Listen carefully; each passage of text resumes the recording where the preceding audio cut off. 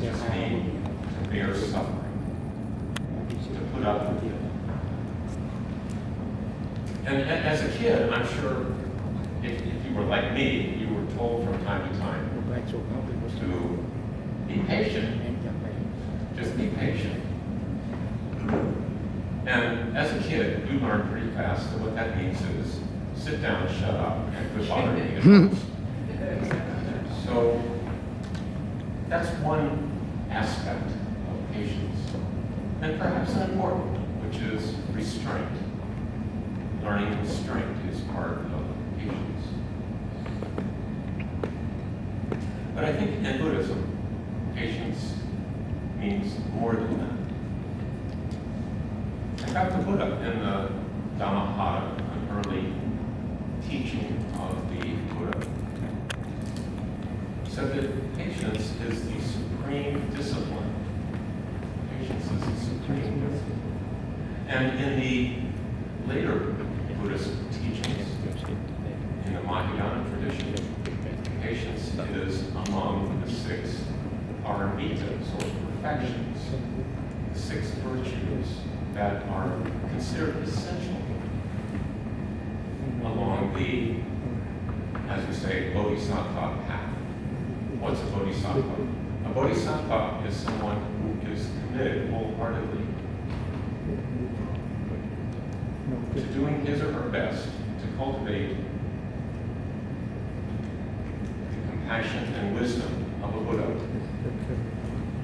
so that he or she can be of benefit to all beings, to others, as well as oneself. And patience is considered essential as a virtue on that path. Now, the Pali word for patience, khanti, and the Sanskrit word ashanti, I think take in more than just restraint. They also take in reflection. It's more like stop, look, and listen. There is the stop. You have to sort of arrest forward motion in a way.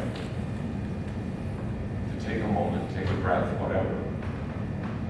But also to look, to see what the situation in front of you is. To see how others might view this situation.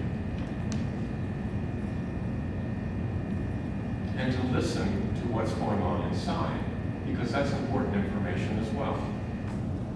To listen to one's emotions, how this is affecting you, what it reminds you of, what it's triggering, how it's similar to other situations you've been in, and what sort of habitual responses you have learned over time.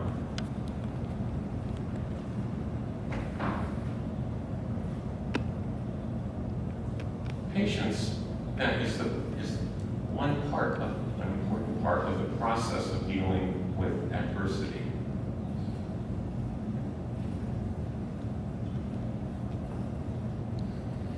But by taking in the information, by looking and listening outside and inside, it allows one to then formulate a response that is not just based on habit patterns. Some habit patterns are helpful, but some habit patterns are destructive and harmful.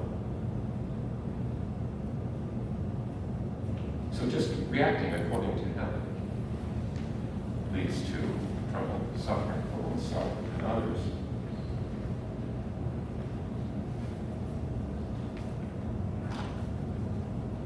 What patience is not in the Buddhist tradition is denial. It's just turning yourself into a stone and pretending it's not happening. And it's not abject resignation either. Just accepting whatever's, well, it is what it is. It's an active process, as well as passive process of restraint. Now, I think there's a lot of overlap between what I just talked about and what is considered, at least in some circles, mindfulness. The Pali word for mindfulness, sati, and the Sanskrit word, smriti, I think take in more than just awareness of the present moment, whatever that is. I think Reverend Takaku made a good case for how difficult it is to actually isolate the present apart from yourself.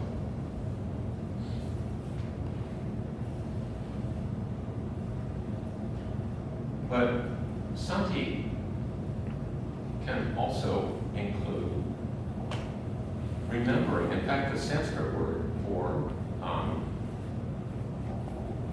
mindfulness, smriti, comes from the same root as our word, remember. Smriti, remember.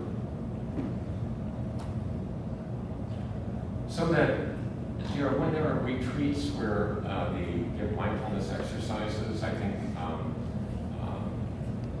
Dr. Patrick mentioned taking a raisin and putting it in your mouth and then tasting the raisin and noticing the texture, and noticing the saliva that comes with tasting the raisin, swallowing the raisin, all of these are good exercises in paying attention to what you're doing right now, as opposed to being distracted by so many things. We're very vulnerable to distraction, especially in our culture today. But I think mindfulness also takes in being mindful of the teachings of the Buddha, keeping the Buddha in mind, remembering things that are important to you, remembering what you're doing here on earth. If, in fact, it is something along the lines of the Bodhisattva way of cultivating compassion and wisdom for the benefit of others, for the benefit of all, then keeping that in mind, keeping in mind the specific teachings of the Buddha, right speech, right action, right livelihood.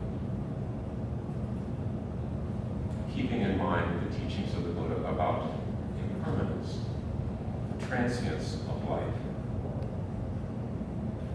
the preciousness of it,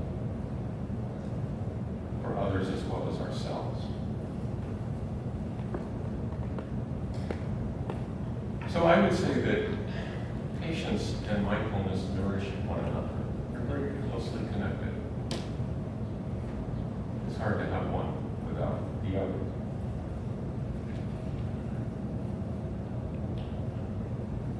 So how do we apply this in everyday life? Because, as Reverend Eckhart mentioned, most of us are not monastics. We are out in the world, subject to numerous distractions, involved in various activities.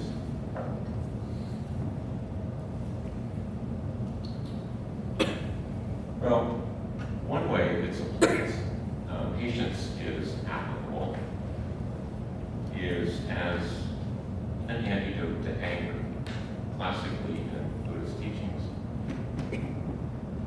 Patience is an antidote to anger, and not just rage anger, wild anger, but also just to the more milder forms of anger that we experience regularly during the day. Frustration, irritation, just being impatient. Patience is an antidote to that, and it's also, I would say, an antidote to fear and anxiety. So when you're waiting in line at the drugstore or the grocery store, and the person in front of you is having some issues with their credit card, and all the other lines are moving, and yours isn't. So patience is your friend at that time.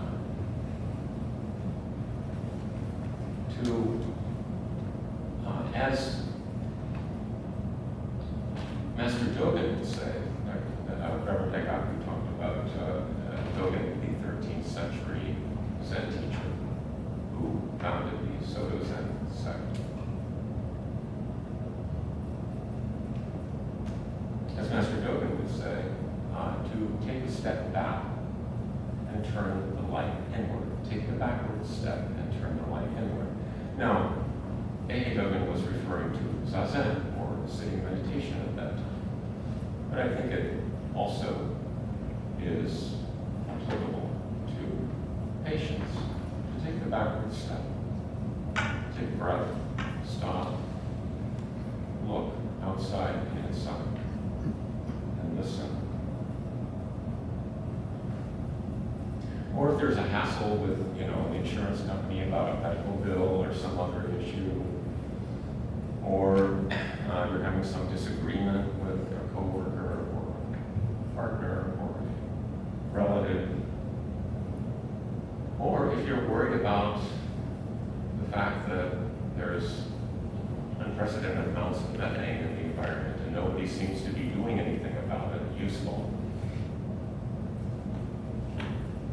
or if you're deeply concerned about the seemingly endless wars in the Middle East and the immense suffering that you hear about, learn about, going on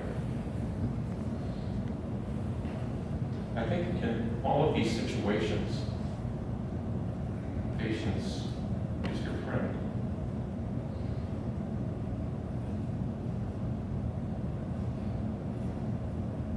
So it allows us then to take a step back and view from a wider perspective. Of course, you can't really know for sure how other people are perceiving things. It's hard enough to actually understand how you're perceiving things.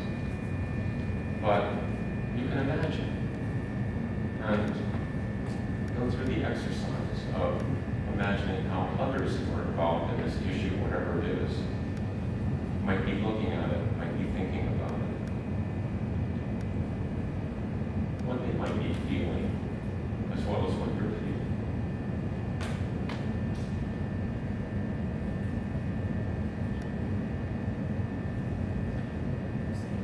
And to pay attention to what feelings are coming up, whether it's anger, fear, or just confusion, because that's useful information.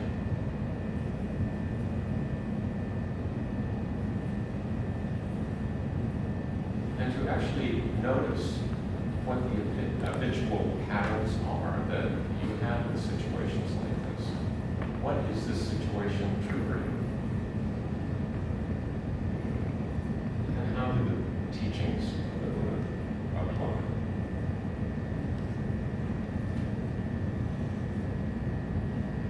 And to think about what resources that I might have to be of benefit in this situation. What can I reasonably do? And there may be something one can do, and there may not be something one can do. But to recognize that and bring all of that to bear on how you respond to a situation. Now, all that being said, it's a little bit idealized because some things come up quickly. Sometimes things happen fast, and you just react. And sometimes you react skillfully, and sometimes maybe not.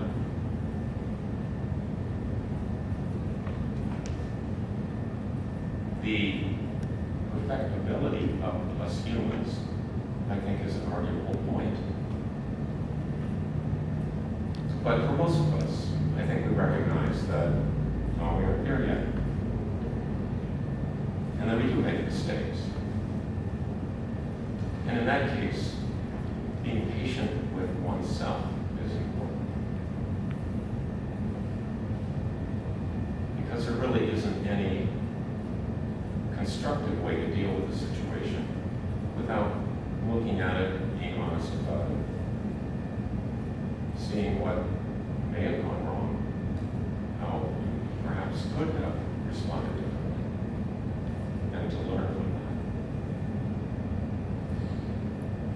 also an aspect of patience.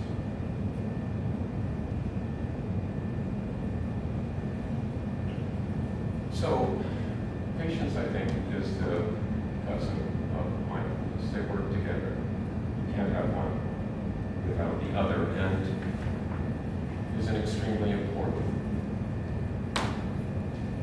factor in Buddhist practice.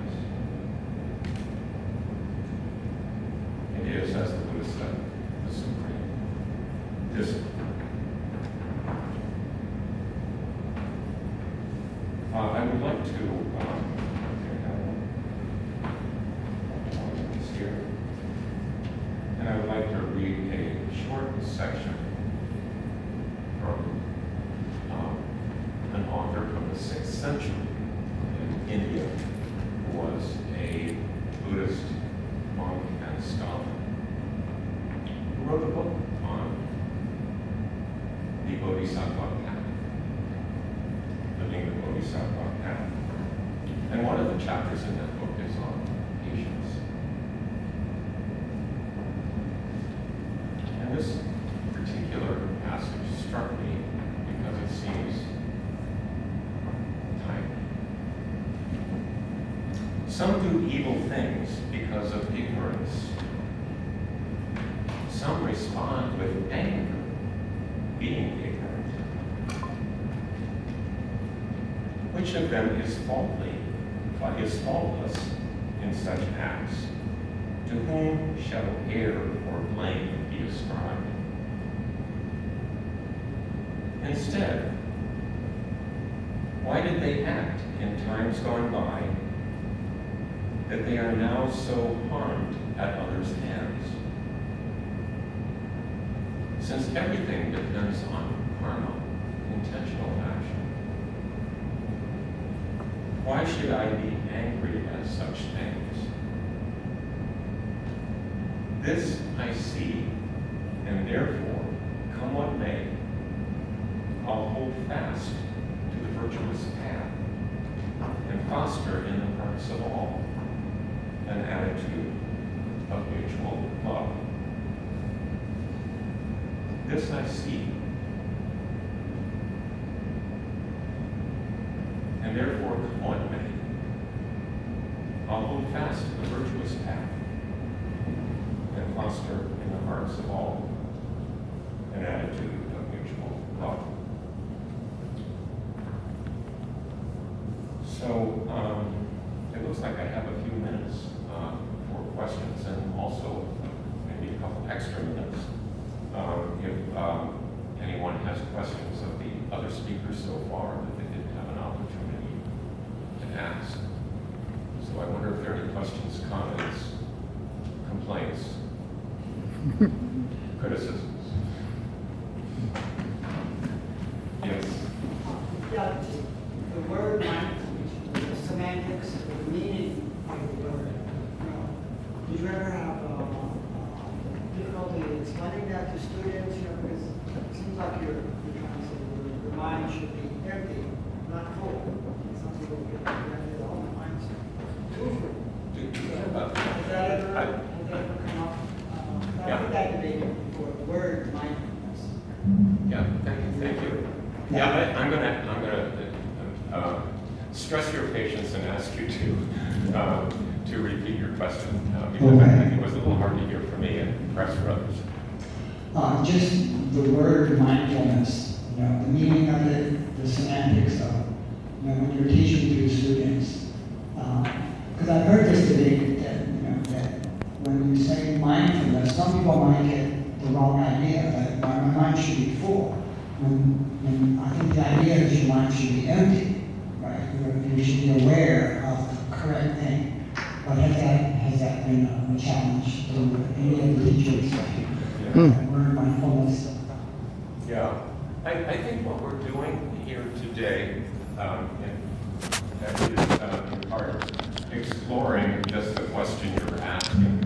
What is mindfulness? What aspects does it have?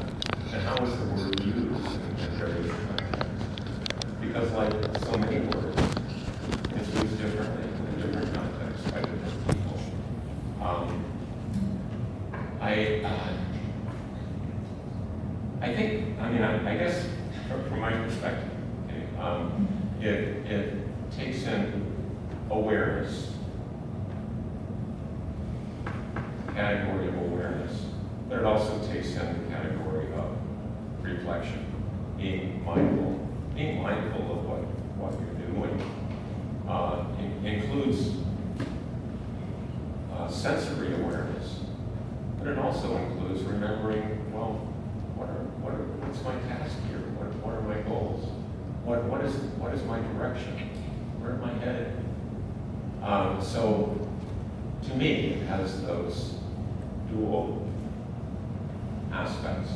But if any of the other speakers would care to comment. And, like the word consciousness too. I think that was, some people were like, what is consciousness? Because the teachers will talk about consciousness, mindfulness and that. Consciousness is a bigger word. But yes, but that's the best I can do for at least my discussion of the word mindfulness. Any other questions, comments, or any comments from the other speakers? I have a question. Yes. I'm not sure that this is the right place or the right time to ask, but I was wondering what kind of major different types of meditations are out there. Like I heard of Vipassana, but I'm sure there are many different types of meditation techniques. So I heard of one, Vipassana, but I don't know if you guys can tell me what kind of meditation you're doing and what's the benefits of each different type that you would recommend. Yeah, so you're talking about the different kinds of meditation. And again, what Dr. Tempatcher demonstrated, mindfulness of motion, is one form of meditation where you're making certain movements. And Reverend Nagaku talked about Zazen, which is usually referred. He talked about Zazen in everything, but he also it refers to specifically the sitting practice of meditation, where one sits still and lets go of thoughts into a sort of sustained level. But there are many forms of meditation, and I think, like mindfulness, the word is used by different people in different ways, which engenders a certain amount of confusion, but also you can gain an appreciation for various aspects of the practice. Any other comments about? I think you asked me specifically what I do, which is sitting meditation based on the Soto Zen tradition, which is sitting still, letting go of thoughts. In so many words. Any other comments about that? Inside, I think Vipassana is to see the true nature of things as they really are, and keep mentioning impermanence, imperfection, servelessness, unstable, unbearable, control, so that your mind reveals your true nature. Get fed up because every time you cling to it, it becomes a burden because you go against the true stream of life and nature. You try to say, don't get old, don't get sick, don't die. And because you keep clinging to think, one more of this, one more of that. So when you see it's a burden, you let go. To make it let go.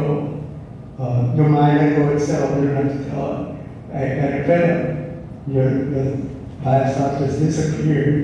You come to the true voidness, emptiness in the mind. And that's what thought that pulled you all the time.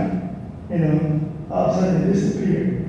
Instead of mindfulness, self-awareness, the combination, even though it's a 4 foundations of mindfulness, the Buddha always say, happy, sampachano, and perseverance with self-awareness and mindfulness. Mindfulness is self-remembrance, like you remember today as this, even if you come here from the past and present life to the future. But self-awareness is present moment, wisdom in action. That's a TSA, pull you there, that's mindfulness, to get A or B or C. And then self-awareness is the one, the agent that scan you. See, self-awareness is not quick enough, need mindfulness to seize the thought. And then self-awareness says, oh, it's a thought, it killed it. So I don't need to cling to it anymore. Well, that answer. Thank you. And I think expanding on that, on a response to your question, just leads directly to our next speaker. Who will be talking about sitting meditation. And that is, our next speaker is a person who actually brought Soto Zen to the St. Louis area, I believe